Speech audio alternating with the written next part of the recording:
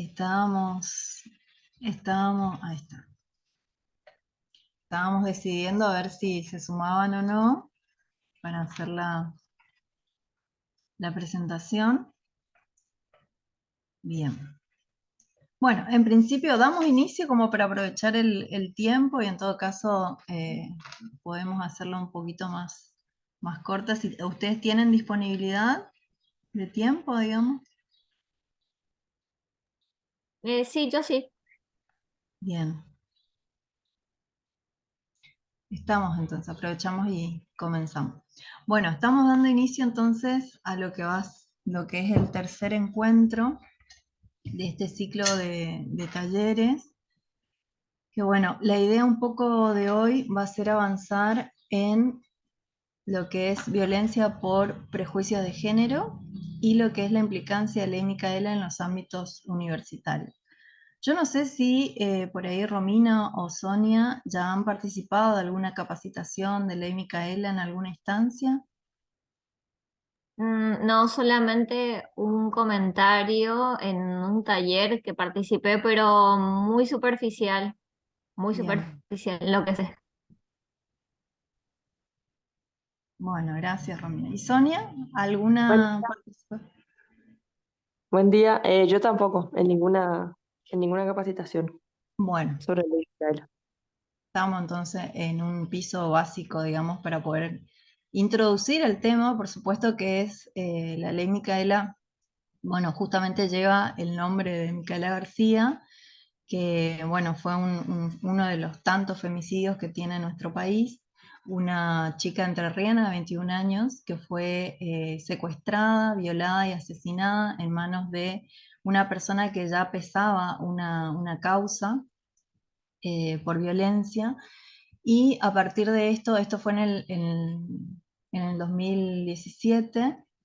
A partir de esto se empieza a dar discusiones acerca de reclamar formación en las temáticas de género y violencia a las instituciones del Estado. ¿Por qué surge esto? Por una cuestión de que en el estudio o en el sumario, en la investigación que se armó con respecto a este femicidio, saltaron un montón de negligencias y de ausencias por parte del Estado, porque esta persona que ya tenía una condena, ese fin de semana sale con una salida transitoria que le llaman, ¿no? Los fines de semana, y el juez que le habilitó esa salida transitoria había desoído o había ignorado los informes profesionales que inclusive sugerían que esta persona no estaba en condiciones de reinsertarse en la sociedad. También en el proceso de investigación los padres de Micaela García fueron tomando, digamos, contacto con otras personas que fueron víctimas de violencia y justamente el viernes a la tarde hubo una mujer que iba a hacer una denuncia en la comisaría del mismo lugar y no se le tomó la denuncia correspondiente. Quizás si hubiese entrado esa denuncia, quizás ahí no le hubiesen permitido la salida transitoria, ¿no? Pero más allá de este caso puntual, a mí me gustaría por ahí ver un poco de qué se trata en líneas generales la ley Micaela que tiene que ver con nuestros ámbitos universitarios. Fíjense que a partir de diferentes reclamos que se dieron a partir de organizaciones sociales y movimientos en las calles, a partir del Ni Una Menos ya, ¿no? eh, empezamos de alguna manera a exigir al Estado la presencia en estos temas, nos dimos cuenta, por supuesto, que las leyes que teníamos no alcanzaban, que necesitábamos más presencia del Estado, y por ende se sanciona esta ley que lleva el nombre de Micaela, ¿no? Micaela García fue la persona asesinada en manos de Sebastián Garner. La ley Micaela, en realidad, cuando fue sancionada en el 2019, el sistema universitario nacional fue una de las instituciones que adhirió de manera casi inmediata, inclusive antes que nuestra provincia, lo cual no es un dato menor, en la cual la ley Micaela como tal, generalmente uno espera que las leyes, ¿no?, vengan a decirnos qué hay que hacer, ¿no? Cuando se sanciona una ley, generalmente regula ciertas normativas y nos indica qué hacer con determinadas cuestiones.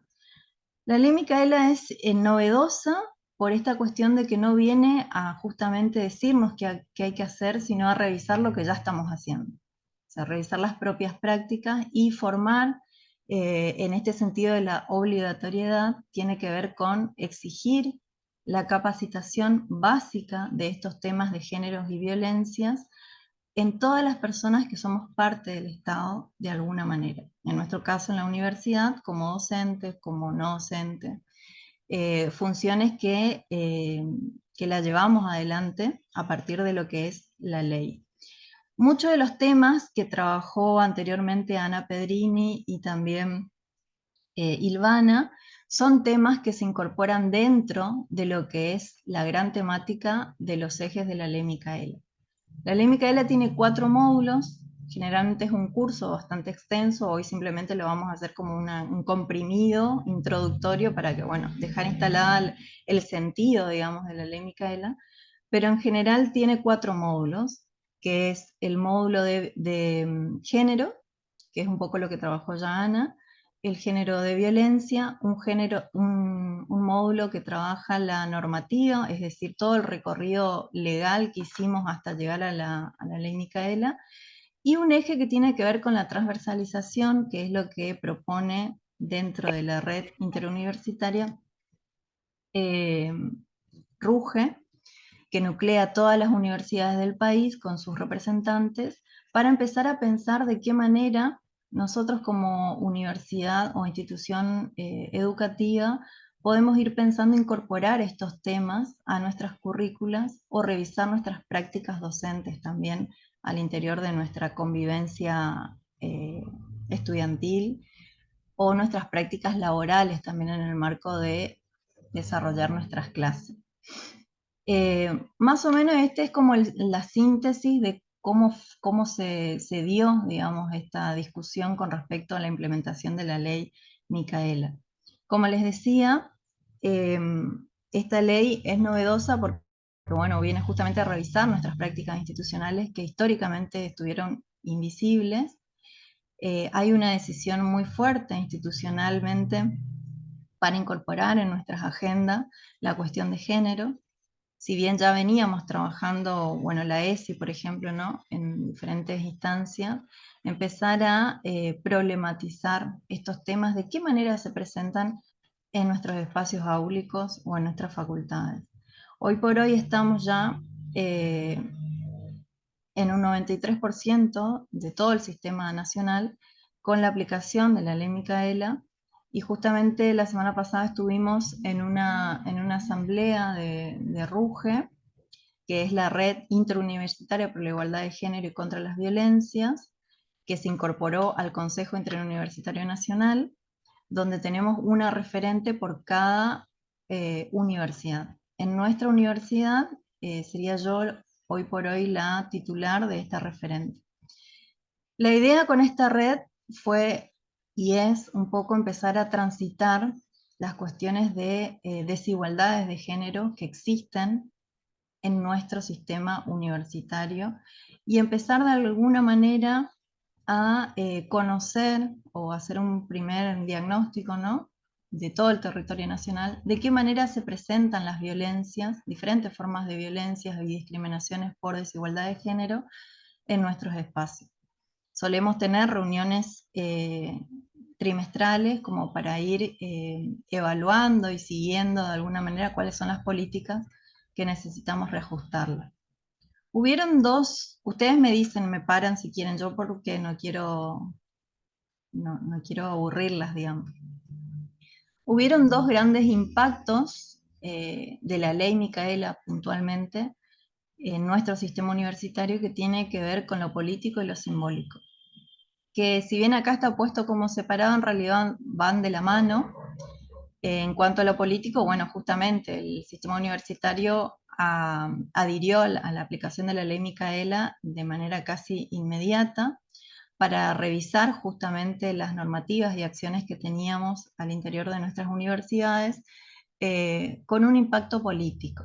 que vino de la mano también, y esto no es menor, de poder reconocer cuáles son las problemáticas de género y violencias que teníamos en nuestras universidades. Y de ahí empezar a pensar, bueno, ¿qué equipos tenemos? ¿Qué normativas tenemos para atender esto? Tenemos equipo interdisciplinario, tenemos normativas, tenemos protocolos, empezamos como a revisar los terrenos simbólicos para transformarlos en terrenos políticos, para ver las acciones y responsabilidades que teníamos como Estado, ¿no?, en cuanto a nuestra población educativa. Esto fue realmente interesante porque, digamos, hay un reconocimiento de que las situaciones de discriminaciones, de desigualdad de género y violencia también se dan en nuestros espacios educativos. Esto es sumamente importante porque, sobre todo en lo que es la producción de conocimiento científico y demás, la universidad no puede pensarse como algo aislado de lo que está sucediendo en la sociedad. Entonces habla de no solamente un compromiso político con respecto a estos temas, sino también de hacernos cargo que también en nuestros escenarios puede surgir estas situaciones. De hecho, tenemos un montón de ejemplos, ¿no?, de poder reconocerlo.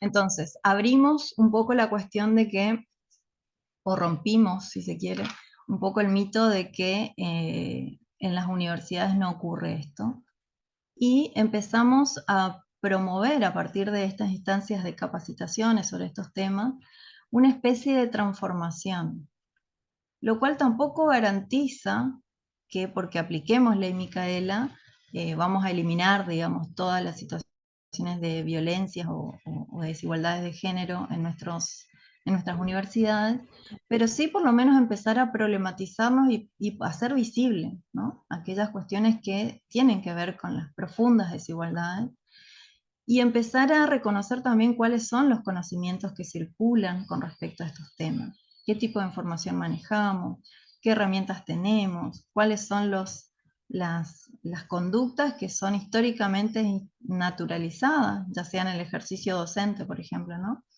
que ya no funcionan, que ahora, bajo esta mirada y este compromiso político que asumimos como universidad, hay ciertas prácticas que podrían ya ser catalogadas como discriminaciones o situaciones de violencia.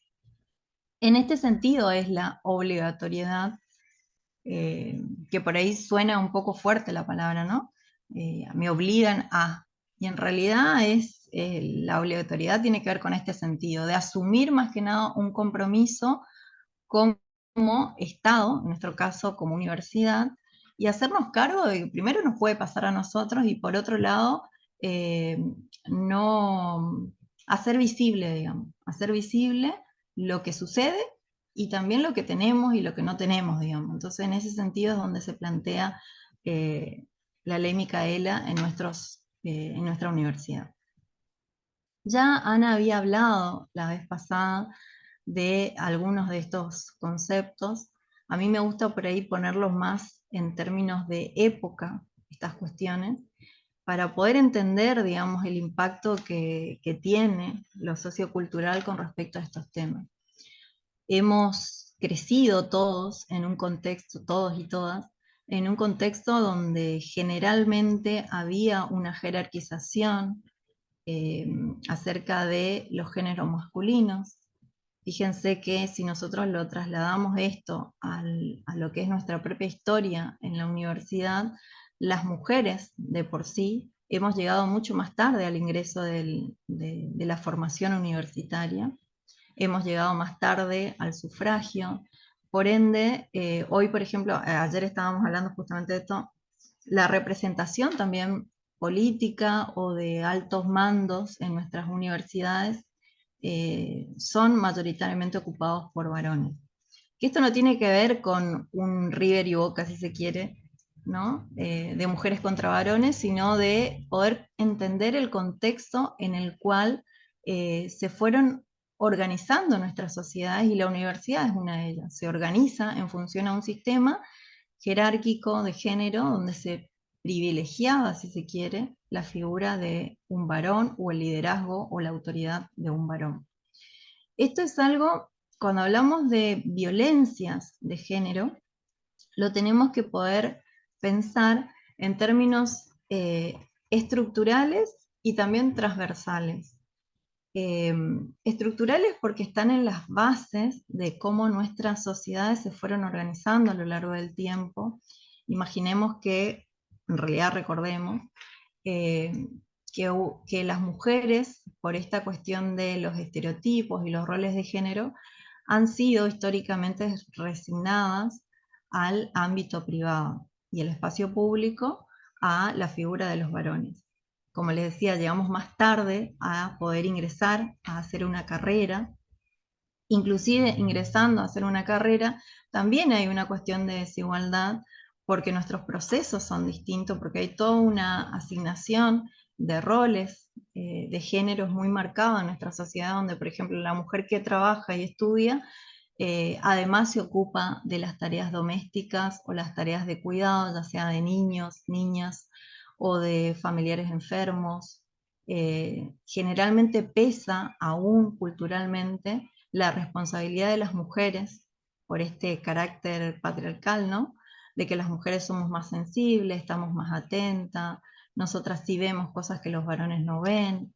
Entonces vamos asumiendo también dentro de esta cultura desigual estos mandatos que tienen que ver con los roles de género, que por supuesto que interfieren también en nuestras trayectorias laborales, en nuestras currículas, porque no es lo mismo, digamos, hacer una carrera de posgrado, por ejemplo, eh, criando niños pequeños que una persona que no tiene niños a cargo, digamos. Hay toda una responsabilidad que se asume, que está por fuera de la universidad, pero que en realidad incide, ¿no? A ver, creo que tengo un chat acá. Bien. No me contestaba la hora. Esto es una síntesis porque la verdad que no les quiero aburrir con el tema del módulo por ahí de normativas que implica la ley Micaela, pero sí poder verlo de manera gráfica cómo fuimos avanzando en términos normativos de nuestro país. Fíjense que en 1948 hablábamos de los pactos internacionales de derechos humanos. Estos son acuerdos de diferentes estados donde empiezan a poner, si se quiere, un piso básico para hablar de derechos humanos. Más adelante, en el sufragio femenino argentino, que todavía es muy joven. De hecho, si ustedes quieren ver este debate que se dio en el Senado, se puede mirar en YouTube, y es, hoy por hoy, si lo miramos en términos de mirada de época, es increíble las discusiones que se daban en el Senado, discutiendo si las mujeres estábamos capaces, si éramos capaces de poder votar. Algo que quizás ahora está totalmente, digamos, asumido el derecho de que el sufragio femenino, digamos, es parte de nuestra construcción de ciudadanía y demás.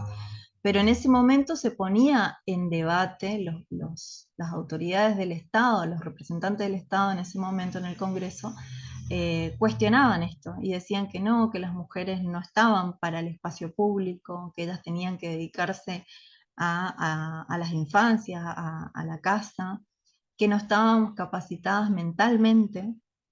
Y esto inclusive se ponía en cuestión de que la mujer no era racional, algo que también viene de todo lo que fue, digamos, la construcción del conocimiento científico también desde las desigualdades de género. Las mujeres somos más emocionales y decidimos de manera emocional, por lo tanto no podíamos ser más conscientes o racionales a la hora de emitir un voto, ¿no? Hoy lo hablamos así y pareciera que es aberrante, pero sucedió hace muy poco tiempo y por ende todos los derechos. Fíjense que ahí recién hablábamos del sufragio femenino, ni siquiera hablábamos de la participación de las listas, y fíjense que recién en el 2018, por la paridad política de las mujeres, recién empezamos a discutir la representatividad, lo cual todavía, digamos, es un gran desafío. asumir, digamos, para las mujeres. Imaginemos que no solamente estamos hablando de mujeres, si a nosotras las mujeres, ya dentro de un género binario, digamos, llegamos más tarde a poder ejercer estos derechos, imagínense las diversidades que llegan todavía aún mucho más tarde para poder pensar en procesos de ciudadanía. De ahí en más tuvimos varias modificaciones o ampliaciones. En el 1979, la Convención sobre la Eliminación de toda forma de discriminación de la mujer. Fíjense cómo también en esto de mirarlos en términos históricos y de época, van incorporándose nuevas palabras, nuevos conceptos para dar cuenta de lo que estaba sucediendo en nuestra sociedad. Ahí hablábamos de discriminación contra la mujer. Más tarde ya empezamos a decir violencia contra las mujeres. Luego aparece o surge, digamos, a partir de bueno, todo el reclamo de la sociedad y de las políticas públicas también, la sanción y la aplicación de la ESI. Hubieron a partir del 2010, que este es por ahí a ver si puedo pasar. Creo que no puedo pasar más.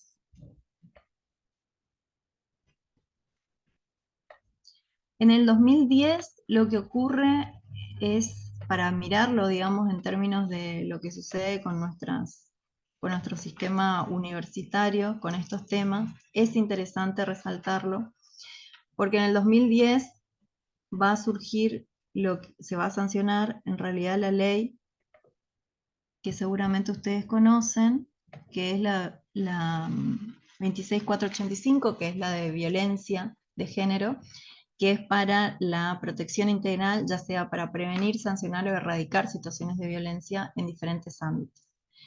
De ahí en más, nuestras universidades, en todo el país, digamos, empezamos también a tomar mayor protagonismo en los movimientos y organizaciones sociales que salen a la calle.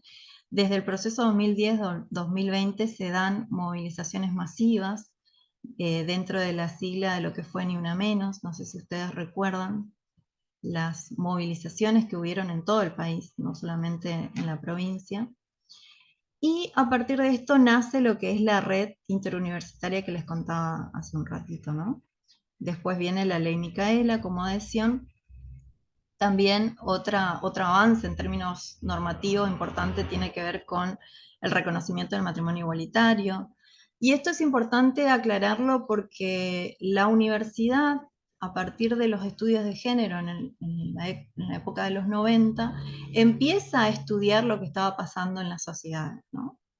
Justamente con estos temas que están íntimamente relacionados con lo que nosotros hacemos al interior de nuestras universidades. Acá, como les decía, cuando se crea la red RUGE, que fue acá en el 2018, lo que primero surge, digamos, como propuesta fue empezar a revisar de qué manera esto que aparecía en la sociedad, o que se expresaba en la sociedad como femicidios, como en realidad fueron femicidios masivos y violencias de género, de qué manera la universidad de alguna manera también empezaba a hacer lecturas, no solo analíticas, instrumentales, sino también de empezar a revisarnos al interior de nuestras universidades. Acá tenemos un antecedente que es el primer protocolo de la Universidad de Comahue, que es el antecedente que marca la red, que fue la primera universidad que estableció un protocolo de actuación para situaciones de violencia que suscitaran en el ámbito de la universidad. Y de ahí en más, a partir de todas estas reuniones y diferentes asambleas que fuimos caminando, digamos, como sistema universitario, se empezaron a crear diferentes dispositivos o herramientas para poder atender y contener también las situaciones de violencia al interior de nuestras universidades. Fue un proceso del 2010 al 2020, un proceso que bueno, lo vivimos en términos de debates, hubo un intercambio, o sea, por supuesto que no es lo mismo la situación que viven una universidad con otras, por eso era importante esto de poder reunirnos, debatir y analizar lo que pasaba en cada una de las universidades, inclusive en la nuestra. Cuando empezamos a debatir estos temas, algunas facultades nos decían, no, pero acá no tenemos ese problema. Y bueno, desde ese lugar, digamos, desde ese lugar pensar todas las decisiones políticas que habían o no, de poder reconocer de que, bueno, en la universidad también hay situaciones de violencia de género, ¿no? También hay procesos de discriminación. Y de ahí en más, a partir de la problematización, empezar a ver cómo abordábamos esto, ¿no? Nuestra universidad aprueba un protocolo en el 2019, ¿sí? Si no me equivoco, un protocolo que funciona hoy por hoy, todavía está vigente y también en permanente capacitación y revisión para poder atender denuncias que tenían que ver con violencias de género que se daban al interior. Esto es ya sea en claustro docente, no docente y estudiantil. Ya sea porque estudiantes se denuncian violencias, digamos, de género entre estudiantes, contra docentes, contra no docentes, digamos. Existe hoy una herramienta que lo podemos llamar como un dispositivo, eh, que todavía hoy está instalada en el área jurídica de nuestra universidad para procesos de sumario cuando hay situaciones de violencia, ¿no? Estamos en un proceso, creo yo, de reflexión acerca de los abordajes, porque por supuesto cuando fuimos andando a partir de lo que es la implementación del protocolo, nos dimos cuenta de que por supuesto muchas resoluciones o reparaciones con respecto a estos temas no resolvían solamente con una denuncia. Entonces ahí está el desafío de pensar, bueno, qué tipo de abordajes podemos realizar. Hoy por hoy, en todas en las 5 facultades y escuelas que tenemos, solamente 2 tienen un equipo de, si fuera en el 2019, gracias Ana, solamente 2 facultades cuentan con un equipo interdisciplinario de abordaje de estos temas. Una está en humanidades y la otra está en artes. En artes han creado como un programa de género y diversidad, donde bueno, cuentan con una trabajadora social, una psicóloga y una abogada, para poder recepcionar situaciones vinculadas a estos temas. En humanidades se crea casi en el mismo año de la creación del protocolo el mismo equipo, con la diferencia de que ni en artes ni en humanidades se inician procesos sumarios. Si acompañamos, generamos una intervención que es bien específica, profesional, para lo que es la escucha, para poder problematizar con la persona qué es lo que está sucediendo, poder contenerla y poder acompañar los procesos antes, durante y después de iniciado un proceso sumario. Y también por una cuestión de que a veces no solamente se activa el protocolo interno de la universidad con respecto a estos temas, sino también hay que articular con las políticas públicas del Estado, ya sea con juzgados de violencia que cuenta la provincia o con otros organismos del Estado para lo que es el tratamiento psicológico o alguna instancia de mediación o de discusiones que hayan con respecto al expediente. ¿Hasta ahí me explico bien?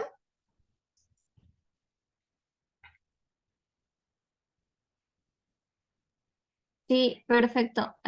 Yo creo que, em, a ver, me parece que sería ideal de que todas las universidades tengan esto. Yo la verdad que desconocía que, por ejemplo, artes, bueno, yo soy ingeniería de Ah, mira. y hace mucha falta esto, o sea, para más que nada quizás para la gente que inicia el cursado, eh, no solamente vinculado a ESI, porque ahí escuché que usted ha dicho que hay abogados, que hay trabajadora social, sea, yo veo muchísimo la necesidad de que cada unidad tenga esto, para Sí, que sea un espacio de acompañamiento, justamente. tal cual. Está buenísimo. Y en ese término están las discusiones también políticas, ¿no? Porque bueno, hay diferentes proyectos, de hecho conformamos uno justamente con Ana Pedrini, que tiene que ver con políticas de género en la universidad, en donde se plantea justamente la necesidad de poder generar estos espacios institucionales que tienen que ver con el abordaje específico, porque no es lo mismo, digamos, el tratamiento solamente jurídico de una situación, porque no todas las personas están disponibles, no todas pueden poner en palabras ni someterse a un proceso tan rígido muchas veces como es un proceso sumario, ¿no? Entonces, estamos caminando, por eso digo, esto es un proceso que está bueno que reconozcamos cuáles son los recursos actuales, lo que cuenta hoy la universidad, y bueno, sobre eso por lo menos saber de que existe, de que si nos llegara a pasar a nosotros en nuestras tareas docentes alguna situación y podemos identificar alguna situación de violencia de género, que sepamos que hay una herramienta y sabemos hacia dónde por lo menos podemos canalizar, ¿no? Esto simplemente, bueno, les había pasado, a ver si puedo, no sé por qué se me traba un poquito. Esto era como el desarrollo más específico de cada una de las leyes que le mostraba en esa línea de tiempo, que tampoco era lineal, sino que tenía como avances y retrocesos. Pero puntualmente la ley como madre, digamos, de lo que es violencia de género es la 26.485, que si bien se sanciona en el 2010, también sufre modificaciones, inclusive ahora en el 2019 se ha incorporado lo que es violencia política contra las mujeres y se ha incorporado también la cuestión de acoso callejero, que es una... A ver, alguien quiere hablar, parece. Que es una nueva modalidad. Acá está bueno diferenciar, ¿no? Tenemos tipos de violencias, quizás la que más podemos identificar fácilmente es la física, porque también históricamente fue así, digamos. Si ustedes se acuerdan, por ejemplo, de las campañas publicitarias que teníamos hace 15 años atrás, siempre era esta imagen fuerte, ¿no? Del golpe, el puño, la mujer con el ojo negro, digamos, eran como que si la más grave de las violencias era la física. Esto es lo que podemos identificar todos y todos podemos estar de acuerdo, digamos, de que estamos en contra de las violencias físicas o de los femicidios. Pero dentro de lo que es esta ley, también trabaja las modalidades, es decir, en los lugares en donde puede llegar a manifestarse, y también esto de la violencia simbólica, ¿no? La violencia psicológica, que es aquella más sutil o más difícil de detectarla, porque tiene que ver con lo relacional, tiene que ver con las subjetividades también, ¿no? Entonces, es importante acá tomar, o al menos yo creo que es como más gráfico pensarlo, este rulito que ustedes ven en el medio, en color rosa o lila, es un concepto tomado por Raquel Osborne, que ella trabaja bastante la cuestión de violencias de género también, y ella lo que va a decir es que hay como una especie de interacción, digamos, entre mitos y estereotipos donde se manifiestan las situaciones de desigualdades de género y que desencadenan situaciones de violencia. Y ella lo que va a decir es que se expresan las violencias en lugares comunes. Entonces, los lugares comunes son el hall de la facultad, son las aulas, son los departamentos de carrera, son los lugares comunes en donde nosotros trabajamos y convivimos, porque un poco es eso, ¿no? Nosotros convivimos con una población, ya sea por ejemplo estudiantes, que alojamos al menos 5 o 6 años en nuestras facultades. Entonces, en todas estas desigualdades que tenía que ver con lo que Ana trabajó anteriormente, de la asignación de roles y demás, se van creando como mitos y ciertos estereotipos que van indicándonos determinadas tareas para unos y para otros que nos van dejando por fuera. Una vez, hablando de estos temas, de las prácticas y demás, nos contaban algunos docentes que justamente hacían esta revisión, ¿no? Decían, bueno, que ellos cuando asumían la división de los grupos para determinadas tareas, decían, bueno, necesitamos designar una coordinación. Y por más que eran muchas, el grupo estudiantil eran muchas mujeres, los lugares de coordinación eran ocupados por los pocos varones que eran parte del grupo, ¿no? Y esto también está bueno mirarlo, porque es un poco esto de los estereotipos en cuanto al liderazgo y la ocupación del espacio, en cuanto a la ocupación del poder. Hoy por hoy, si esto lo trasladamos a los cargos, por ejemplo, en las universidades en el país, no representa más del 19% mujeres decanas o rectoras, lo cual es un dato que vemos, esta profunda desigualdad en cuanto a los géneros. Tiene que ver con todo esto, que las mujeres por supuesto que tienen muchísimas más cargas por estos mandatos y estos estereotipos, por lo cual hacer una carrera política o una carrera académica es mucho más difícil o diferente por lo menos de lo que es una carrera con respecto a los varones. Entonces, ella lo que va a decir, esta autora, va a decir que hay como un giro relacional, ¿no?, en estos lugares comunes, y acá nosotros tenemos que incorporar también la cuestión de las plataformas virtuales, que es algo que nos trajo la pandemia, ¿no? Cuando tuvimos que reformular nuestras aulas presenciales en aulas virtuales, donde nos pasábamos muchas horas en conexión, como por ejemplo en esta, y donde también surge, o surgieron, digamos, situaciones de discriminaciones, de agresiones a través de los chats, a través de fotografías tomadas, capturas de pantalla. Entonces ahí vemos que los lugares comunes también, o sea, no solamente son físicos, sino que también tiene que ver con lo relacional que se puede expresar en cualquier lugar, digamos. Porque como les decía hoy, estos temas son estructurales, o sea, son parte de nuestra estructura como sociedad y en cómo nos ubicamos dentro de ella, y también son transversales porque atraviesan todas las relaciones, laborales, familiares, educativas, están presentes en todos los lugares comunes en donde nosotras interactuamos, no está por fuera. Y esto es importante poder pensarla porque por lo general cuando aparece la palabra violencia, pareciera que es algo que está por fuera de mí, ¿no? Yo lo veo como despegado de mí, como que hay alguien más que le pasa. Quiero, quiero hacer una Sí, acotación y quiero saber qué usted piensa al respecto. Yo últimamente escucho mucho hablar, decir a las mujeres, yo trabajo mejor con hombres. sí. O entre mujeres, o sea, escucho mucho esto, entre mujeres es como que es más difícil de trabajar, o Mm, después dicen como que de mujer a mujer no es tan fácil, cuestiones así.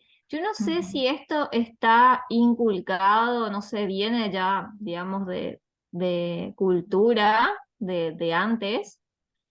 claro. No sé, yo pienso, considero que eso es un pensamiento machista, súper machista, porque para mí nosotros somos todos iguales, mujer y varón, deberíamos, deberíamos tratarnos igualitariamente.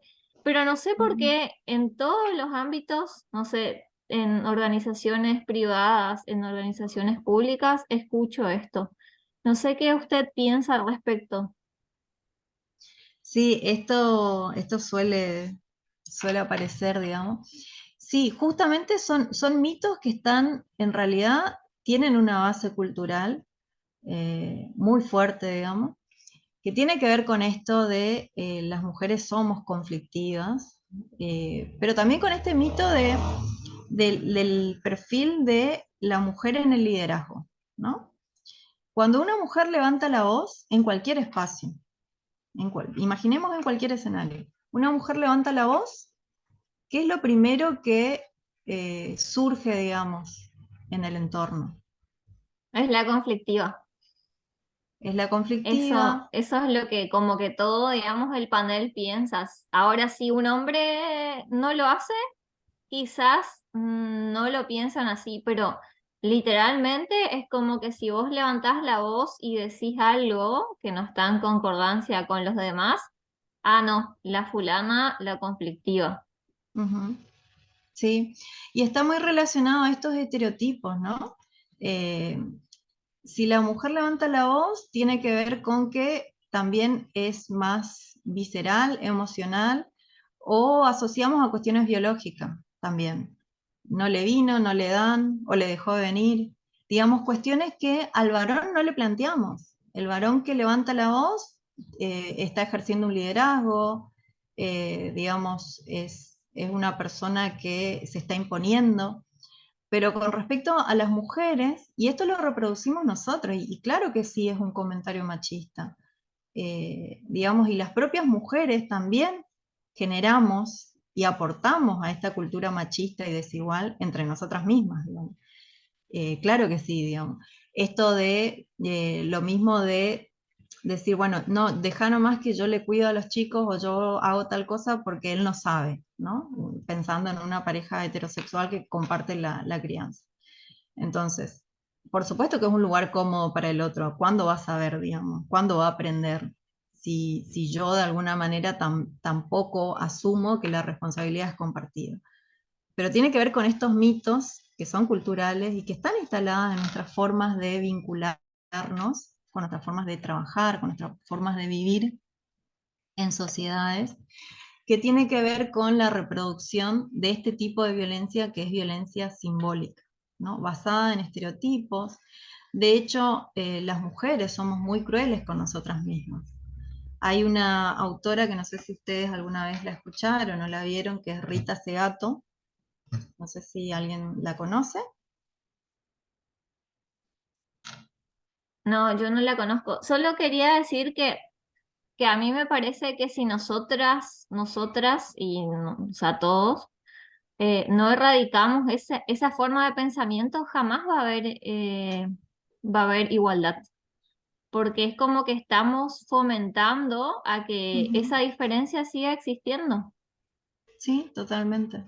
Por eso es esto, digamos, repensar nuestras prácticas. O sea, ¿qué hacemos? No solamente qué nos hacen, sino también qué aportamos nosotros de nuestro rol cotidiano a fomentar que estas desigualdades sigan aumentando. Esto es, digamos, totalmente. Inclusive cuando hablamos de los liderazgos, los perfiles de liderazgos son masculinos. El perfil de liderazgo, no sé, nos pasaba ayer, por ejemplo, que nos decían, un profesor nos decía, bueno, pero a mí 30 años siempre me funcionó ser como agresivo, violento, levantar la voz. Nadie se cuestionó eso. Pero ahora, si una docente, mujer, digamos, hiciera lo mismo, sería una situación distinta, digamos. Pero bueno, tiene que ver con esto que venimos trayendo, y por supuesto que las mujeres que asumen lugares de mando, el lugar de mando tiene características, digamos, muy fuertes que tienen que ver con la institucionalidad de donde se ejerce ese liderazgo, que también está pensado para un varón. De hecho, cuando vos ponés en el Google, ponés liderazgo, la palabra liderazgo, generalmente te va a saltar muchas figuras de varones más que de mujeres, porque tiene que ver con lo histórico, digamos. Históricamente las mujeres no ocuparon lugares de mando, lugares de liderazgo, ni de espacios públicos. Por ende, también las mujeres que vamos asumiendo esos lugares, de alguna manera reproducimos esta idea de que trabajar con mujeres es más conflictivo. Es mejor trabajar con varones. Porque yo a los varones quizás los puedo tratar como le trato, no sé, a mi hermano, a mi marido. Y hay también una sobrecarga también de tareas por esto que les decía, ¿no? No, yo dejo que ellos no hagan porque ellos hacen mal. Nos pasaba, por ejemplo, en algo tan práctico como hubo estaban reorganizando una de las facultades, cambiándose de sector, digamos, de espacio, y la decisión del grupo, digamos, fue, bueno, no, las chicas que trabajan en tal área tienen que ubicarse en el aula que está cerca de la cocina. Y las mujeres dijeron, sí, sí, buenísimo, o sea. Y después en la práctica cotidiana, las mujeres que hacían las mismas tareas y que cobraban lo mismo, terminaban haciéndose cargo de la cocina como si fuesen de ellas, digamos. Y estábamos hablando de un espacio laboral dentro de una facultad, digamos. Y ellas terminaban haciendo cargo de hacerle el mate a fulano, de preparar los desayunos, de armarlas. Ellas eran las que se ocupaban de ese espacio físico, ¿no? Un lugar asignado que ninguna dijo, che, pero ellos también pueden ocupar, también se hacen mate, también son parte de esta, o sea, no es la oficina sino es un espacio de convivencia.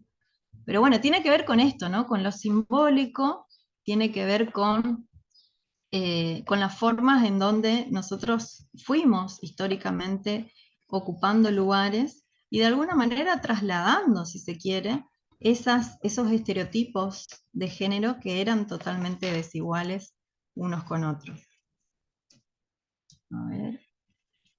Este es un poco el gráfico que yo les mostraba hoy, ¿no? Todos acá podemos estar de acuerdo de ponernos en contra de las violencias, las más visibles, como este iceberg, ¿no? Que seguramente ya lo habrán visto, pero la ley Micaela lo que viene es un poco a cuestionar cuáles son las cuestiones invisibles, aquello que sustenta esos escenarios para que se expresen las violencias, ¿no? Porque quizás uno diría, bueno, pero no es violento que yo me ocupe de todo, ¿no? Pero digo, con el tiempo sí puede llegar a transformarse en una situación de violencia. Y ahí aparece también, en términos de lo simbólico, acá hay un cartelito. ¿Todos lo ven esto? Sí, Ale se ve. Bien. ¿Qué pasa en, este, en esta escena? A ver, somos todas mujeres encima. ¿Qué podemos ver? Primero le da la opinión al hombre. Le está pidiendo la opinión al hombre, pareciera. Siente que todavía hay desigualdad entre el hombre y la mujer. ¿Y esto nos pasó? ¿Les pasa? ¿Pueden ver en los espacios laborales,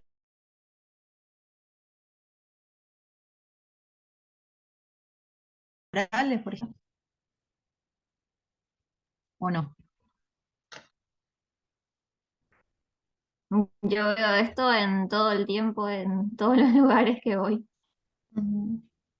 Inclusive algunos encuentros que se hacían para mujeres o encuentros vinculados a género, se ponía, es muy gráfico cuando lo vemos en fotografía, eran un montón de varones hablando me pasó de participar una vez de un evento de maternidades, por ejemplo, y todos los que disertaban eran varones.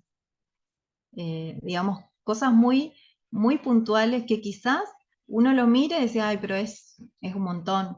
Pero en realidad son situaciones sutiles que están ahí en esa base del iceberg, que con el tiempo pueden generar otras situaciones. Esto, por ejemplo, nos pasa mucho a las mujeres que, a ver qué dice Sonia, aún hoy en día se ve estas situaciones en varios ámbitos. Sí, claramente, que inclusive ahora se está estudiando el cómo denominar esta situación, ¿no? Nos pasa mucho cuando compartimos clases o compartimos charlas o eventos en donde pareciera que el auditorio también, capaz que lo mismo que yo estoy diciendo, pero si lo dice un varón, tiene otro impacto. O muchas veces también cuando estamos hablando y nos interrumpe permanentemente un varón para explicar sobre algo que nosotros estamos hablando.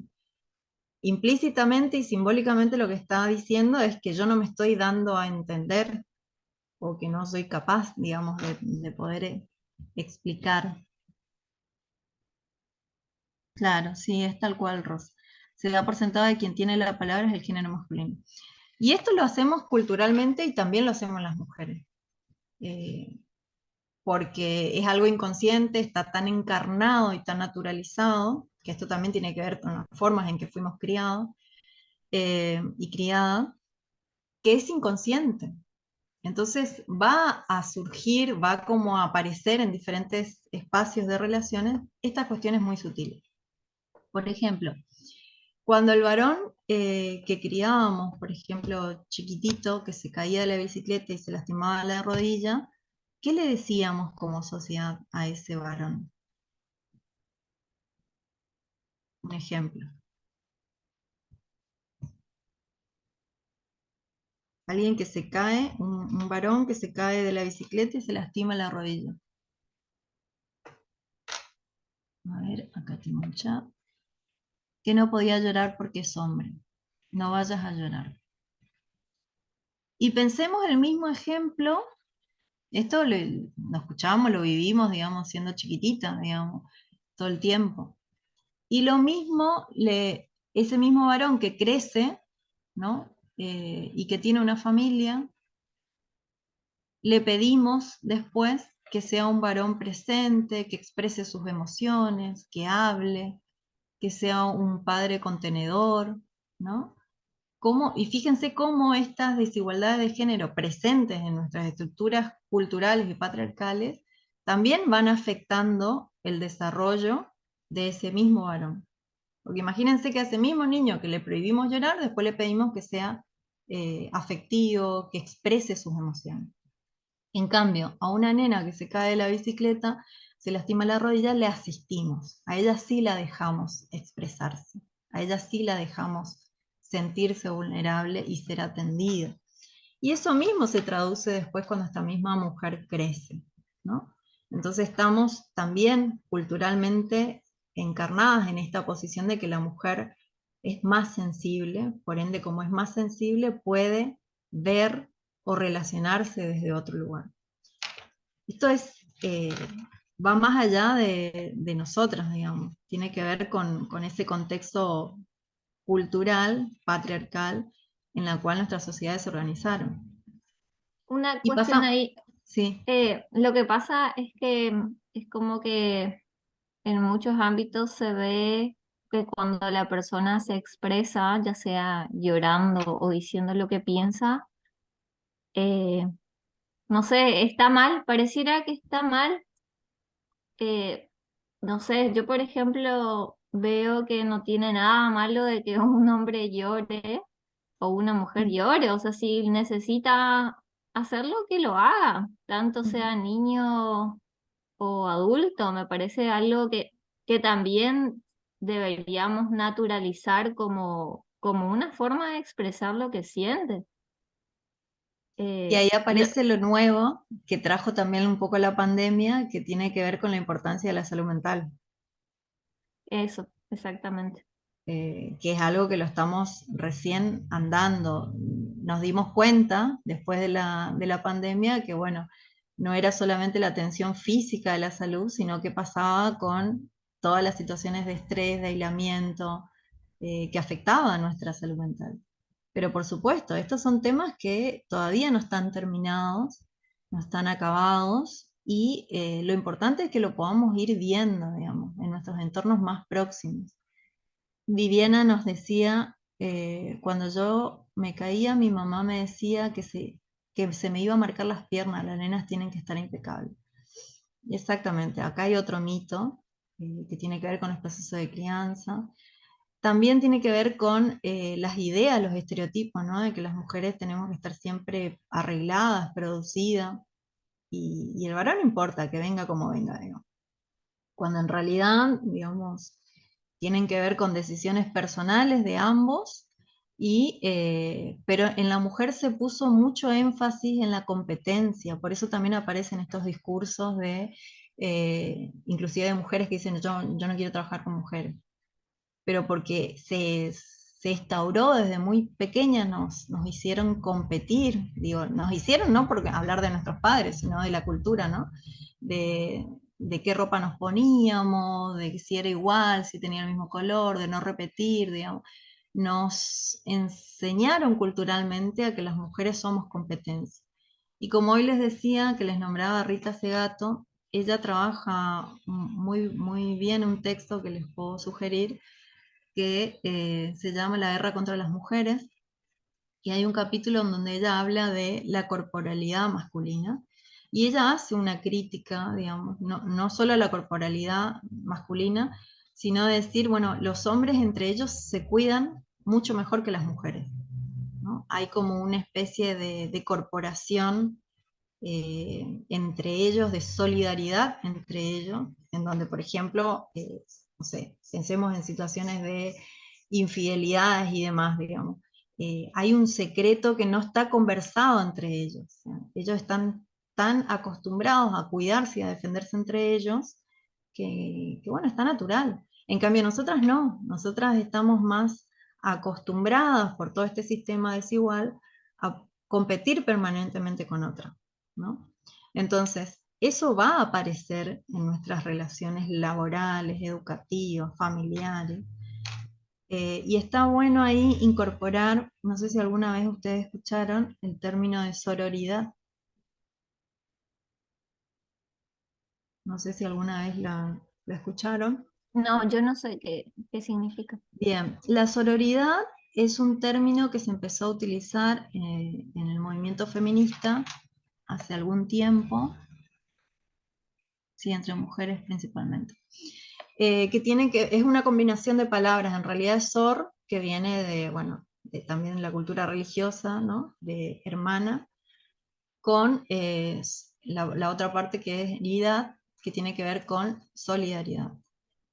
El feminismo empezó a usar esta palabra, lo cual también yo creo personalmente que nos falta mucho, digamos, para empezar a implementar esta manera de relacionarnos de manera sorora con nuestras propias compañeras, que no tiene que ver con perdonarle todo, con aguantarnos todo, sino de al menos no criticarla. No sé, nos pasaba, por ejemplo, una figura como para despegarnos un poco de la cuestión solo de mujeres entre nosotras, pasaba con la figura de Cristina Fernández de Kirchner, que acá podemos decir un millón de cosas, digamos, en términos de partidarios y demás, pero no es mi intención entrar ahí, sino mostrar algo que tiene que ver con las cuestiones de género. Una única mujer presidenta que ocupa el alto mando, digamos, del poder en nuestro estado, donde podemos ver que hubieron un montón de campañas, digamos, publicitarias, siempre, no sé, le criticábamos la cartera que tenía, el zapato que tenía, el reloj que tenía, obviamente que lo criticábamos en términos de, bueno, ¿dónde vino la plata? ¿Cuánto se invirtió en eso? Pero nunca se nos ocurrió criticar o cuestionar, por ejemplo, la ropa que usó un presidente varón, Macri, por ejemplo, ¿no? Que viene de otro lugar. Pero es más sencillo, inclusive la violencia que recibe, más allá de lo partidario, más allá de lo partidario, la violencia que recibe la figura de Cristina como mujer, mayoritariamente viene de las mujeres. Eh, ahí está la asistencia. Bien. Pero bueno, son cuestiones que van a ir apareciendo en nuestra sociedad y las cuestiones de género están de maneras implícitas y simbólicas en todo lo que nosotros hacemos. A veces se expresan como esta, que son algunos de los fragmentos que tienen que ver con modalidades de violencia que contempla la ley, como la violencia obstétrica, y acá tenemos miles de ejemplos, ¿no? De cómo por el maltrato que recibían las mujeres en las maternidades, en las áreas de maternidades, se tuvo que sancionar una ley para erradicar esas prácticas que tenían que ver con no darle información a la mujer, o decirle, bueno, así como abriste las piernas, ahora también tenés que hacerlo. Digamos, hubo un maltrato, hay un maltrato, digamos, con respecto a las mujeres en estos ámbitos, que son las violencias que por ahí hoy lo podemos detectar.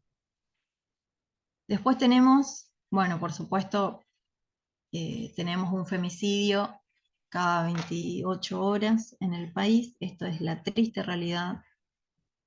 También, ahora estamos hablando de mujeres, imaginemos la población de diversidades, ¿no? Que han llegado aún mucho más tarde. Ahora recién se empieza a debatir el cupo laboral, digamos, hay un montón de situaciones que se generan dentro de nuestros espacios laborales también.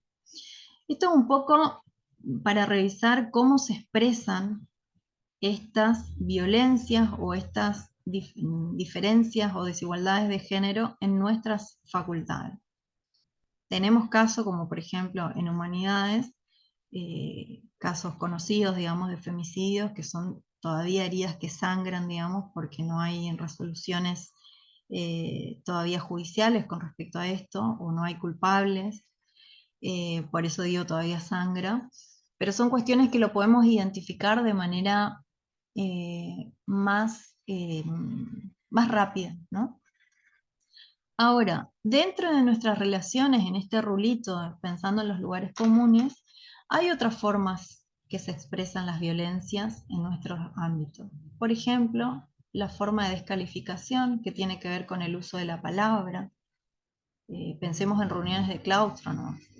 Quienes monopolizan la palabra, quienes permanentemente interrumpen, o si espacios en donde yo no me siento oída, no me siento escuchada, no siento valorado mi aporte.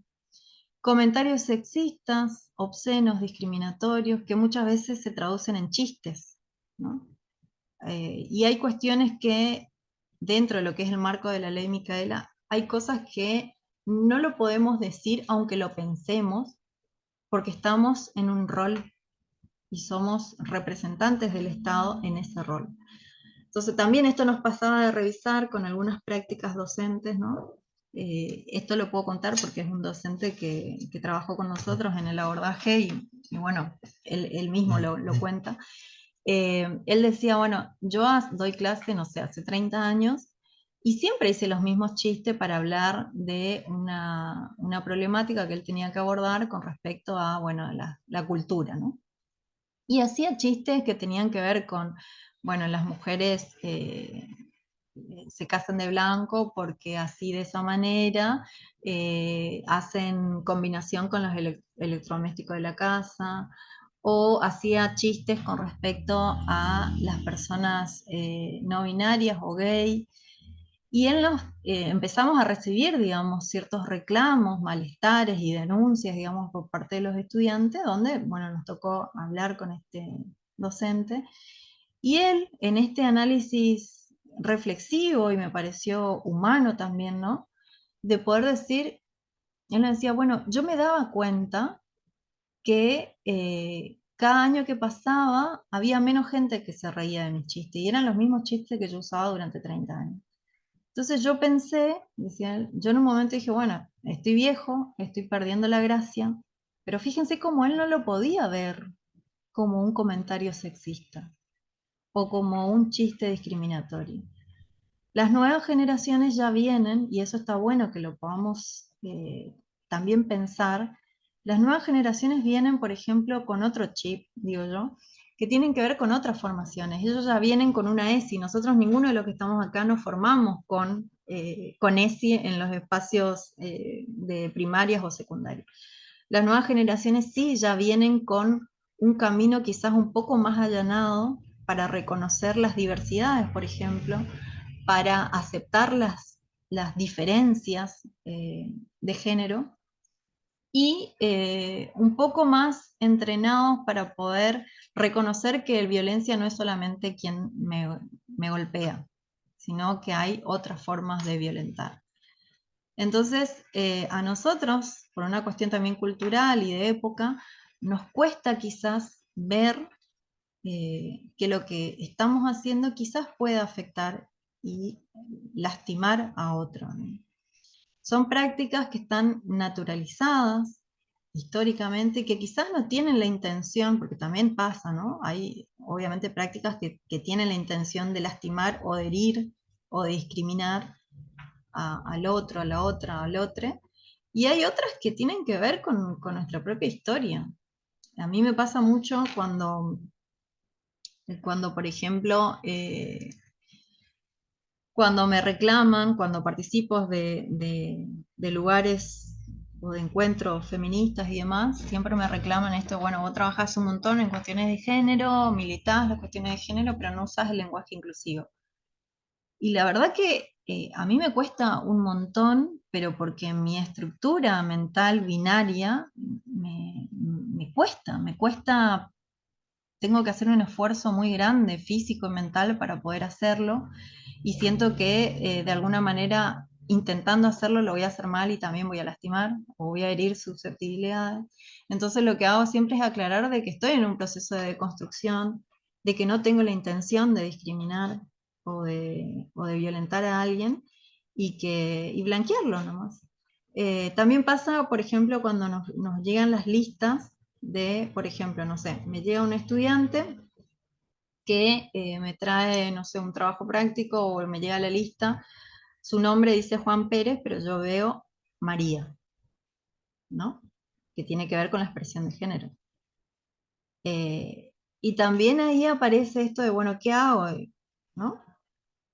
Yo estoy viendo algo, ayer justamente nos decía una, estoy viendo algo que no corresponde con lo que me está mostrando en el listado o en mis registros. Como docente, como práctica docente, ¿qué puedo hacer ante esta situación? No sé si les pasó alguna vez a ustedes. El problema está cuando vos tenés que constatar con su documento y lo que ves en su documento, la foto, no es la misma persona que, que digamos que está rindiendo. Entonces, ¿cómo constatás la identidad? Ujú. Hoy por hoy tenemos, digamos, mecanismos como para poder empezar a discutir estos temas, porque, por ejemplo, puede pasar que la persona está iniciando el tratamiento hormonal y está haciendo los trámites de cambio de identidad de género en el DNI, pero, por ejemplo, si es para una clase, yo puedo resolver esta situación simplemente preguntándole cómo le gusta ser nombrada o nombrado. Te va a decir y listo, eso no interfiere, digamos, en tu desarrollo de clase. Sí me genera a mí como persona no un malestar, sino una sorpresa, quizás una incomodidad, pero está bueno siempre poder blanquearlo y poder recurrir a los mecanismos que tenemos. Si es una mesa de examen, por ejemplo, poder constatarlo, bueno, con secretaría académica, digamos. No tampoco quedarnos nosotras con la angustia de tener que entender o resolver todo. Sí garantizar, porque nuestro objetivo dentro del proceso de enseñanza y aprendizaje tiene que ver con garantizar el desarrollo de nuestra materia o el desarrollo curricular, digamos, de esta persona, y poder identificar, digamos, cuáles son las otras cuestiones que pueden llegar a aparecer. Porque hay otra cuestión que también suele surgir, digamos, si bien yo ahora les mostré como muy separado, ¿no?, los diferentes tipos de violencia y modalidades, muchas veces se entrecruzan diferentes formas de violencia. A veces tenemos en el aula, no sé, una persona que de repente se sintió lastimada, digamos, interpelada, o yo toqué determinado tema que le remite a una situación de abuso, a una situación de conflicto familiar. Entonces, ¿hasta dónde va mi función? Reconocer cuáles son mis roles docentes, digamos, porque yo tampoco soy ni psicóloga, ni organismo del Estado, o sea, eh, tratar de garantizar, sí, el espacio, digamos, de contención inicial, pero inmediatamente poder articular con quienes tienen que hacer un abordaje profesional de ese tema, ¿no? Esto aparece mucho también en salud mental ahora con este último tiempo. Este término también lo usó Ana, que tiene que ver con la interseccionalidad de la violencia, que es justamente esto, la intersección, o sea, no es solamente la violencia, sino los diferentes dimensiones que se entrecruzan en algún momento. Y acá también verlo, la interseccionalidad de las violencias en nuestras universidades, porque como les decía, el abordaje debiera ser pensado situado, porque no es lo mismo lo que vivís vos en tu facultad, en ingeniería, a lo que vivo yo en humanidades, como tampoco es lo mismo lo que vive Ana Pedrini en exacta. Entonces, cada situación es puntual, por lo tanto, el abordaje debiera ser también pensado de manera situada. Y ahí vamos a esto de que estaría buenísimo que todas las facultades cuenten con un lugar, con un espacio profesional para lo que es el abordaje.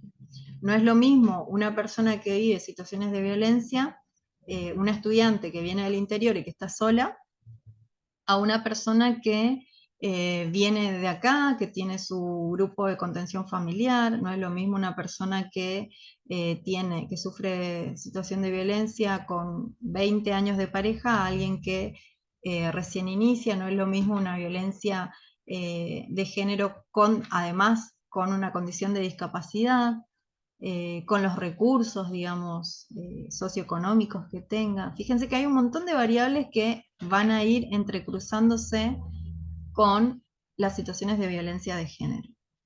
Esto es un poco paradójico. Si no te puedo piropear, no te puedo hacer bullying, no te puedo ni gritar, ni decir groserías, ¿a dónde vamos a parar? Este es un poco, qué sé yo, para traerle un poco más de realidad, de lo que por ahí circula también en las redes, ¿no? Porque pareciera que el problema cuando hablamos de violencia de género es solamente de las mujeres. Y justamente lo que queremos instalar es que cuando hablamos de violencia, hablamos de una importancia de construcción colectiva. Fíjense que Una cuestión incluso, ahí, sí, eh, yo por ejemplo lo que observo es que hoy en día también es como que se está desequilibrando un poco esto. Eh, Tengo un caso claro. Bueno, yo ujú, soy la hija más chica de 5 hermanos y tengo sobrinos. Tengo un sobrino varón que es muy sensible, lo diría, que es una persona normal, expresiva, que llora. Entonces el otro día me comentó y me dijo que la maestra le dice justamente eso, ¿por qué lloras? Y ahí él me cuenta que, por ejemplo, cuando algún varón en el aula le hace algo a una nena, es como que actúa la maestra. Pero cuando una nena le pega, porque le pasó que una nena le pegó, la maestra no hizo nada. Entonces es como que ujú, también, digamos, ahí se está desequilibrando, porque es justamente lo que usted está diciendo. Es como que, sí, bueno, eh, las mujeres, pero hay que ver también, o sea, estamos, estamos en la búsqueda de la igualdad, no es por eso ujú, que tenemos que pisarle a los varones, digamos, claro, pero es sí, algo, sí. algo, algo que está pasando ya. Ujú, eh, y la verdad que me llamó mucho la atención esto, ujú, y bueno, nada, le dije, obviamente le dije, bueno, vos tenés que expresar lo que sentís, ujú. más que otra cosa, no, no sabía qué decirle. Claro, y tiene que ver con esto, ¿no? De la idea binaria que tenemos muy marcada en nuestras formas de relacionarnos. O sea, pensemos en que siempre fueron varones, mujeres, blanco, negro, arriba, abajo, Dios, el diablo. O sea, como que la sociedad siempre estuviera dividida, ¿no? River y Boca. O sea, siempre una cuestión muy binaria. Y esto también está presente, digamos, en el conocimiento científico occidental y está presente en nuestras formas de formarnos también, en todos los niveles, ¿no? Entonces, cuando hablamos de estos temas, pareciera, ¿no?, que anulamos, si se quiere, todo lo que es el escenario complejo, ¿no? Cuidemos a las mujeres y matemos a los varones, una cosa así. Y en realidad esto es mucho más complejo que esto, por todo lo que veníamos hablando, ¿no? De cómo este sistema va a ubicar también a los varones en un lugar únicamente de agresores y a las mujeres únicamente en el lugar de víctimas. Cuando eso también lo tenemos que revisar. Cuando hay expresiones de violencia, las violencias son violencias. Por supuesto que si miramos las estadísticas nacionales, provinciales y mundiales, hay una diferencia muy marcada, digamos, de que quienes sufren situaciones de violencia son mayoritariamente las mujeres.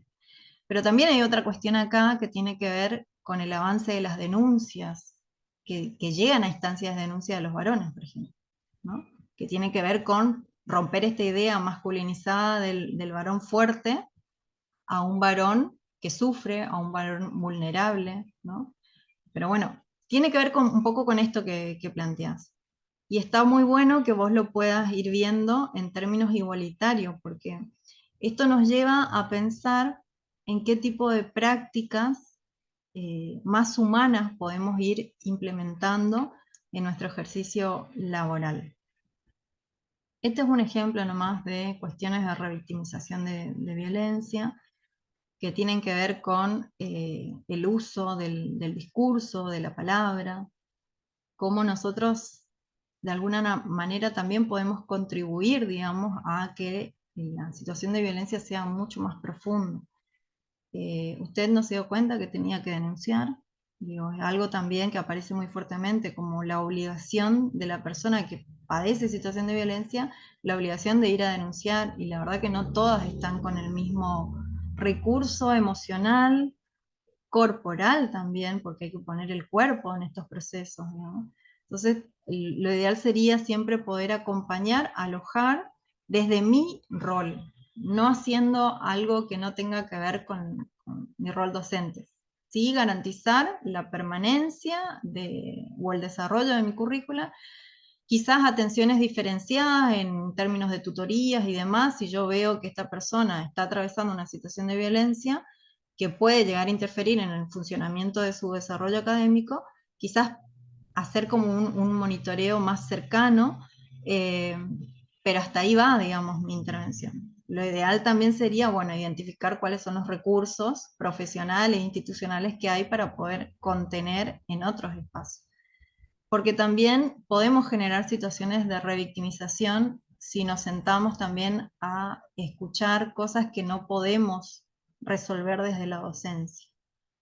Entonces también está bueno poder identificar estas cuestiones para que no termine siendo un peso otra vez para la persona que además está viviendo situaciones de violencia, también la indicación nuestra, digamos, o institucional de lo que hay que hacer, porque se siente un poco así, digamos, ¿no?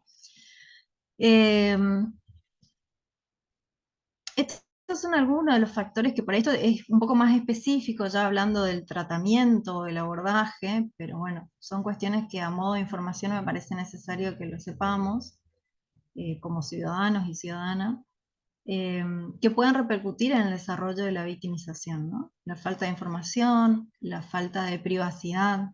Es muy importante cuando una persona confía en nosotros el poder garantizar la privacidad, aunque yo no haga el abordaje, pero sí poder identificar con quiénes puedo articular y poder derivar lo más inmediato posible para cuidar a esa persona desde el propio relato.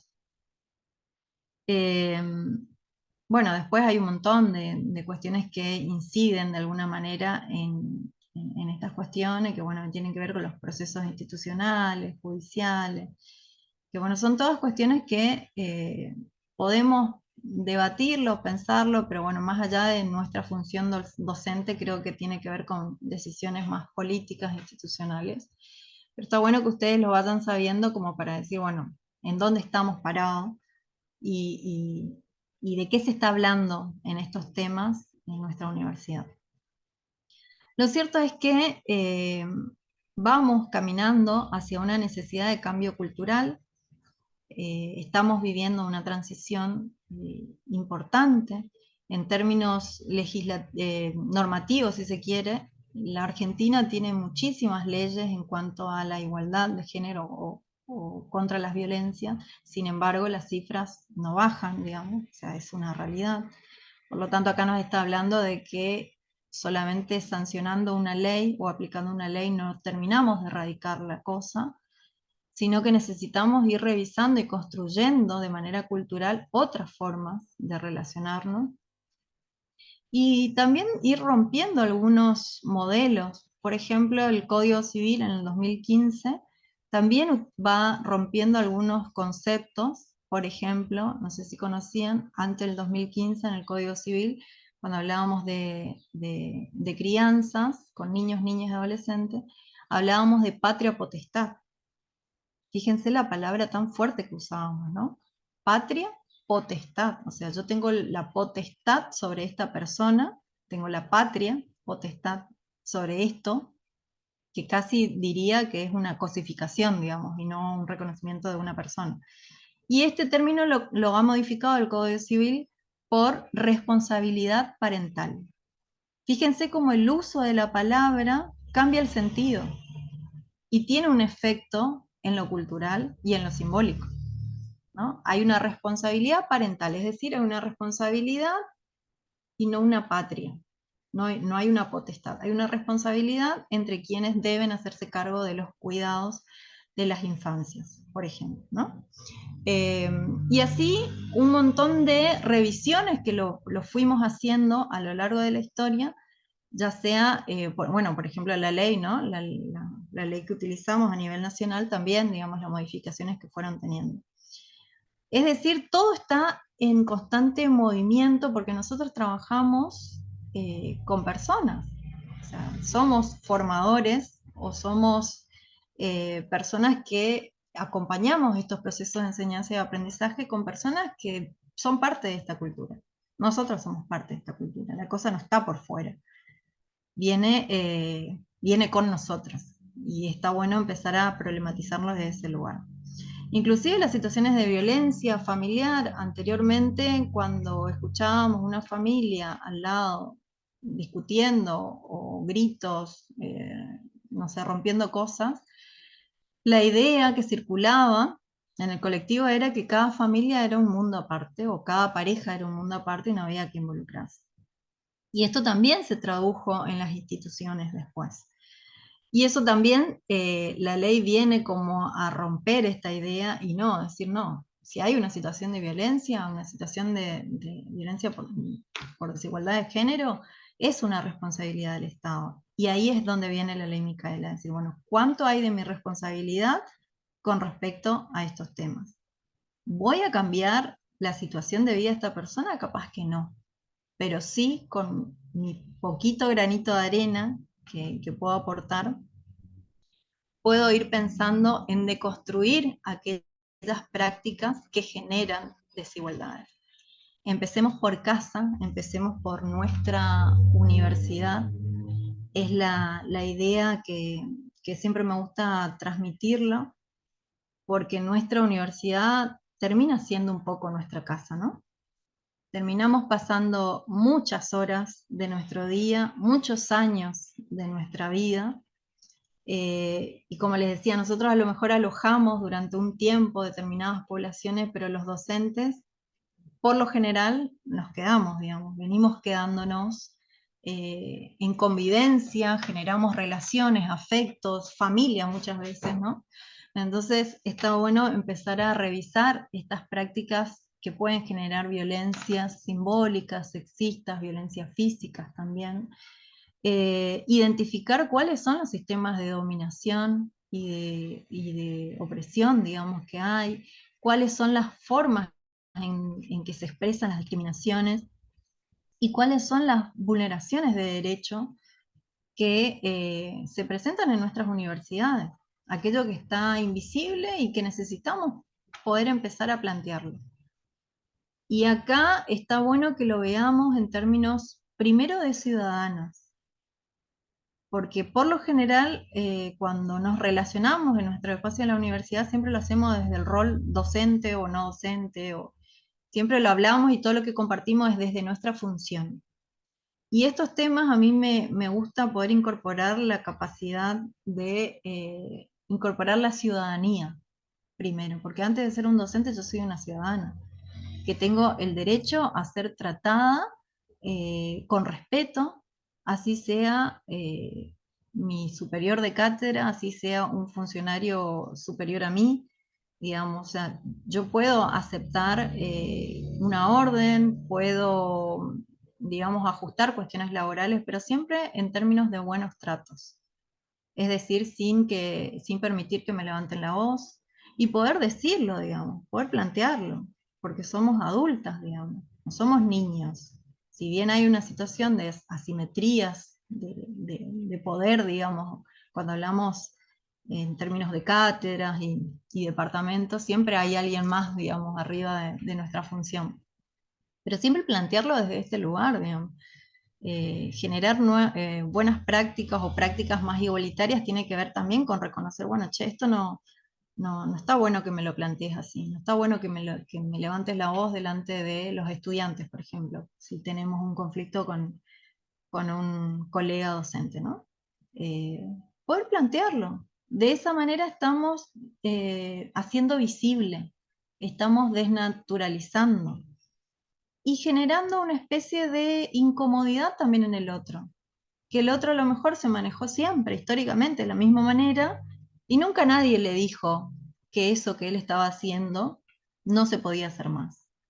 Y a veces nos toca utilizar esos lugares que tienen que ver con el empoderamiento también, de poder decir, bueno, mira, está todo bien, yo acepto el error, puedo cambiar esta cuestión, pero te pido por favor que lo hagas en el marco del respeto, porque en el marco de la construcción de la ciudadanía somos todos iguales y tenemos el mismo derecho de ser tratados con dignidad, que ahí es donde aparece el trato digno, el famoso trato digno, ¿no?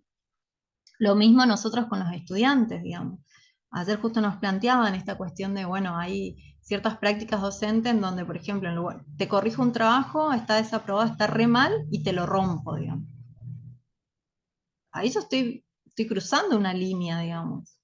Yo puedo calificar, puedo no aprobar, puedo decir por qué no apruebo, pero no hay necesidad de romper un trabajo o de tirar un trabajo, porque ahí ya aparece un tipo de violencia simbólica que puede afectar, digamos, el funcionamiento de mi cátedra, el funcionamiento de mi trayectoria laboral y también de la trayectoria académica de ese estudiante. Entonces, Eso es tan real y es tan lamentable porque hay veces que creo yo ya lo he escuchado eso, eh, o sea, digo que es súper lamentable porque la gente, digamos, que está por arriba de ese docente prefiere encapsularlo y no hacer nada. claro. O sea, para disminuir los problemas de la institución. Y esto está Ujú, re mal, o sea, está re mal.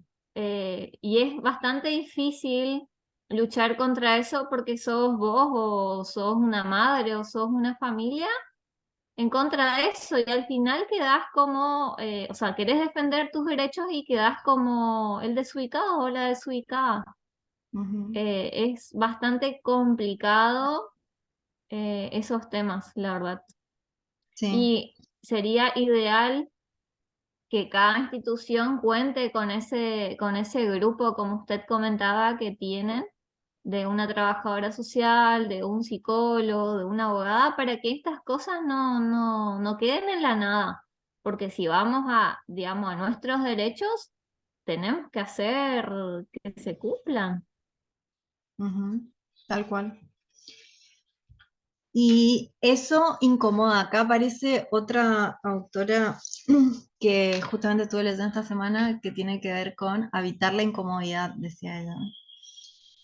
Habitar la incomodidad también tiene que ver con reconocer que nosotras, como les decía, además de nuestra función docente, somos personas que nos pasan cosas, porque nosotros vamos a trabajar con la misma cabeza, no es una utopía esto de buscar la objetividad científica, ¿no? Tan ansiada, tan anhelada, despegando nuestra cabeza, digamos, del cuerpo. Nosotros trabajamos con la misma mentalidad, así como nosotros a veces estamos afrontando un montón de situaciones de conflictos laborales, familiares y demás. Entonces también está bueno poder habitar esas incomodidades, ¿no? En el caso que saber, por supuesto, que todo lo que una mujer plantee y diga, siempre pareciera que la que plantea es la que está loca, la que le falla, ¿no? Pero seguramente algo de todo lo que decimos queda.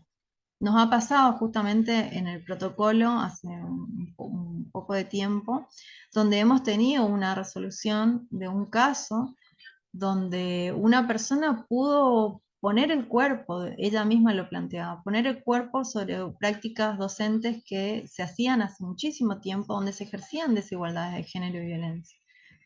un proceso judicial que bueno, implicó tener que ir, hablar, pero que ha generado un antecedente en términos jurídicos también, de que determinadas prácticas no se pueden implementar en los espacios de convivencia laboral y educativa. Entonces, acá lo importante es que no veamos solo blanco o solo negro. Empecemos a revisar primero lo que pasa en mi entorno, en mi espacio, y poder empezar a mirar desde esta óptica que también lo habíamos hablado ya, ¿no? El famoso lentecito, que en realidad tiene que ver con aumentar nuestra capacidad de poder leer situaciones de desigualdades o situaciones de violencias. Empezar a corrernos un poco de la normalidad, de la naturalidad sobre todo, ¿no? Porque generalmente la normalidad viene justamente de todos estos estereotipos que nos dicen que está bien y que está mal, digamos. Pero la norma también se puede modificar cuando desnaturalizamos y develamos prácticas sexistas, prácticas que tienen que ver con desigualdades de género y violencia. De hecho, lo pudimos ver, como les decía, Código Civil, leyes nacionales, acuerdos internacionales, o sea, la norma se puede mover. ¿Cuándo se mueve una norma? Cuando se plantea un problema en el cual decimos, bueno, la norma le quedó chica. Entonces, el tema es que lo tenemos que plantear. Pero bueno, por eso la idea es un poco de empezar a mirar desde nuestros lugares y empezar a identificar, porque decimos que quienes tenemos la labor de formación docente no podemos ser indiferentes a estas cuestiones que están sucediendo, que nos pasan, y está muy bueno poder aprender a leerlas, identificarlas y reconocer cuáles son los recursos y mecanismos institucionales que tenemos para resolverlo. Quizás nos encontremos con la frustración también, con que, bueno, esto no alcanza, esto no se puede, pero lo planteo. Ya no me quedo con la sobrecarga, porque esto también aparece en nuestras prácticas docentes, que nos hacemos cargo de todo. Y eso también hay que revisarlo, ¿no? Cuando decimos, bueno, yo lo hago porque fulana no lo hace, porque fulana... Y empezar a... Y eso también es un poco del estereotipo de género, ¿no? De la mujer súper poderosa que puede, siempre puede un poco más. Poder parar y decir, bueno, esto no me corresponde, esto no es mi función, hasta acá puedo. Empezar a reconocer que también somos vulnerables, ¿no? Que no necesariamente tenemos que rompernos como mujeres para poder seguir creciendo laboralmente, sino ir repartiendo las responsabilidades institucionales, las responsabilidades también de distribución de tareas al interior de nuestros equipos de cátedra. Si yo no lo planteo, nunca va a haber un problema. Todo esto que venimos hablando tiene que ver con reclamos masivos. O sea, al Estado no por ser bonito se le ocurrió hacer una ley, no porque se le haya caído a alguien la viveza, normó con ESI, digamos, sino que las leyes vienen un poco a poner, digamos, a legitimar el reclamo colectivo de las sociedades. Entonces, nosotros antes de ser docentes, somos ciudadanos y ciudadanas que somos parte de todo este sistema, que está en permanente movimiento y que necesitamos empezar a mirar desde la perspectiva de género ciertas prácticas. Es la única manera que tenemos de empezar a visibilizar para poder pensar recién ahí en cómo erradicamos estas prácticas y a quién le corresponde y de qué manera lo hacemos. Pero bueno, es todo un desafío que quería plantearles hoy. A ver cómo estamos de tiempo. Ah, genial. Que bueno, más que nada es eso, una invitación. En esta nos encontramos, bueno, de hecho vemos, ¿no? Estos temas, justamente decíamos hoy al principio, somos muy pocos, este taller es voluntario, digamos, lo hace quien quiera. Y eso también mide algo, ¿no? como les decía hoy, hay lugares, hay facultades, universidades en donde dicen, no, esto no tiene nada que ver con nosotros. Nosotros acá damos clase, enseñamos y no tiene nada que ver. Bueno, un poco esto también refleja, ¿no? Quienes quieren participar, quienes quieren informarse, quienes quieren escuchar. A veces también genera resistencias, incomodidades. Nos pasa siempre, a nosotros con Ana ya venimos con varias experiencias. Cuando uno plantea ciertos temas, pareciera ser que genera como incomodidades. Pero bueno, las incomodidades también son habitables y son necesarias para generar procesos de transformaciones culturales, educativas y pedagógicas, digamos.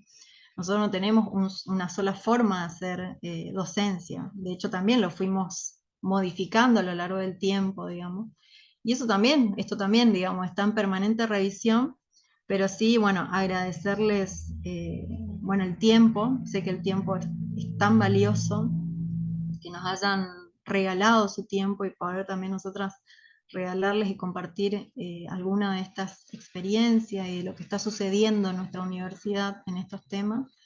Estamos en tránsito, estamos caminando y por supuesto que nos interesaría muchísimo sumar voluntades.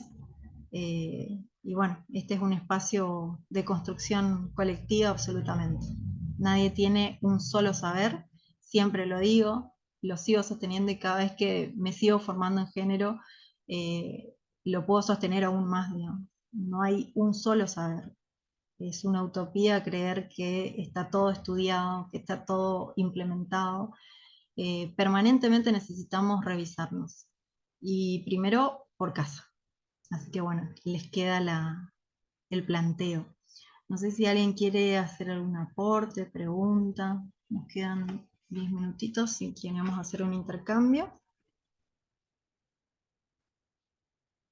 Bueno, yo ya hablé mucho, pero solo quería decir que ojalá todos los docentes o todas las personas puedan involucrarse en esto, porque esto es, o sea, es como usted decía, tenemos que empezar desde casa, desde nosotros, qué queremos ser, qué docente queremos ser, qué profesionales queremos ser, eh, y bueno, e involucrarnos e interesarnos por estas cuestiones que bueno, que forman, van a formar a la sociedad.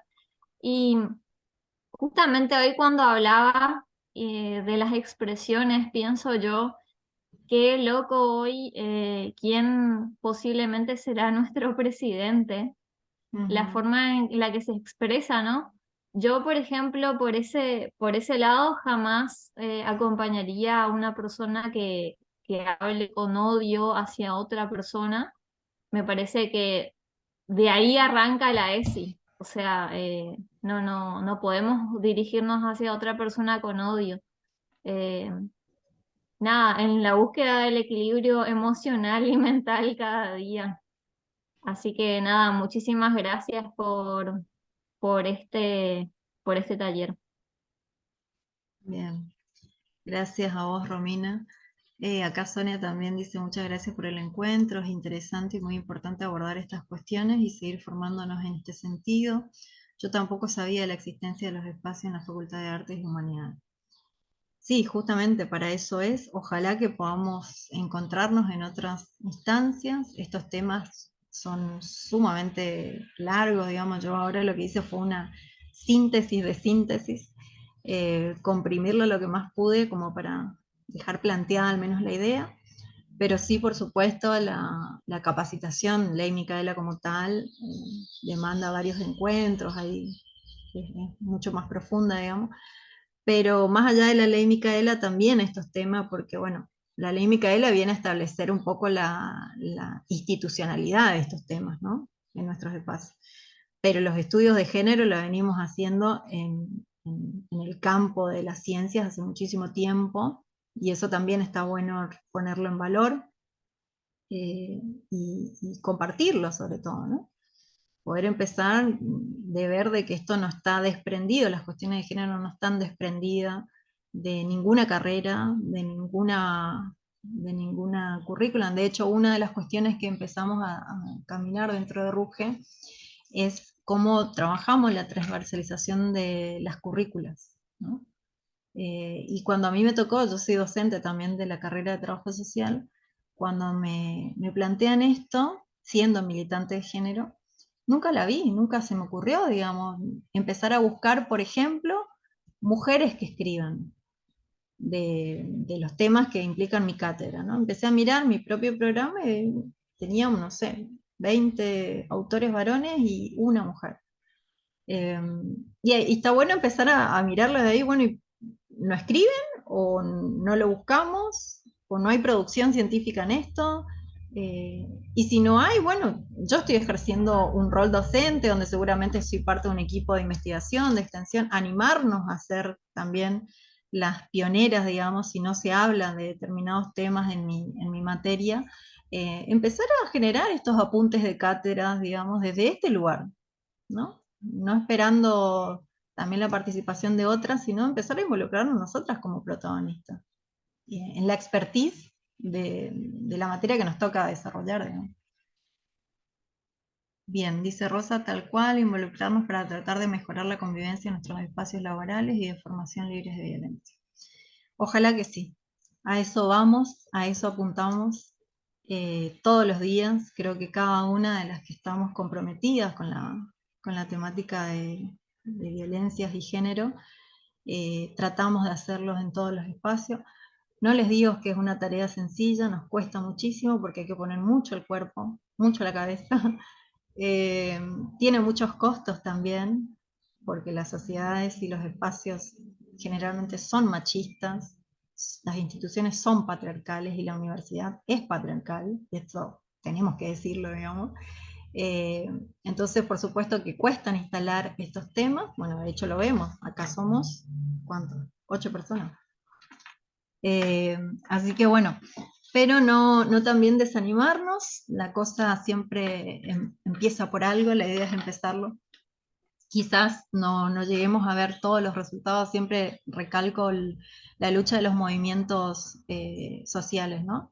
Hay gente que dejó la piel, dejó la vida en luchas por derechos que quizás ni siquiera lo vieron y hoy nosotras la disfrutamos eh, y la ejercemos. Entonces me parece que desde ese lugar también ejercer la ciudadanía desde todos los lugares, o sea, esto que está pasando también en debate presidencial y las próximas elecciones tienen que ver con nosotros. Primero como ciudadanos. La política, lo personal es política. Entonces desde ese lugar empezar a mirarlo. De mi parte, nada más. No sé si Ana, querés aportar algo, Ivana, que están acá.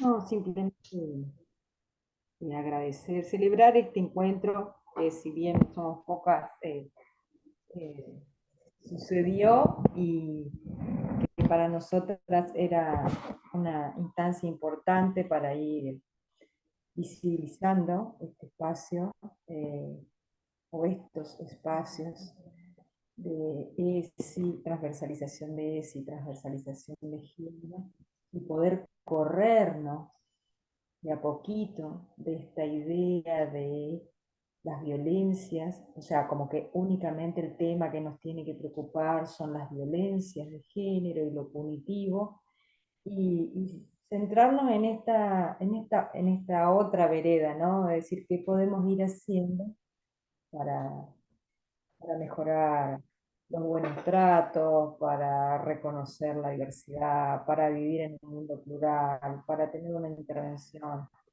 ciudadana consciente, basada en o promotora de los derechos humanos y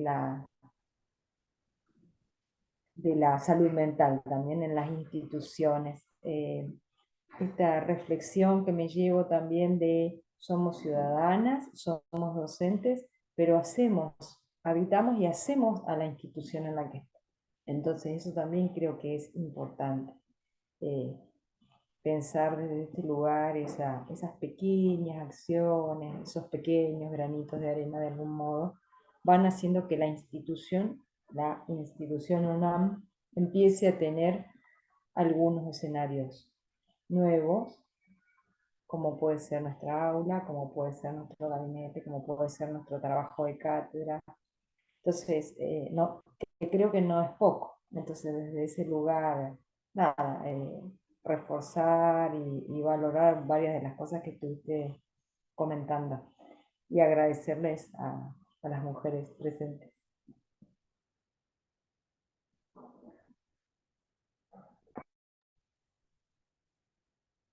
Bien, estamos entonces, gente. Ha sido un placer compartir un ratito. Espero que tengan buena jornada. Yo ya me estoy yendo a mi otro trabajo. Así que bueno, ha sido un gusto, que tengan buen fin de semana y ojalá nos encontremos en otros espacios de intercambio. Hasta luego.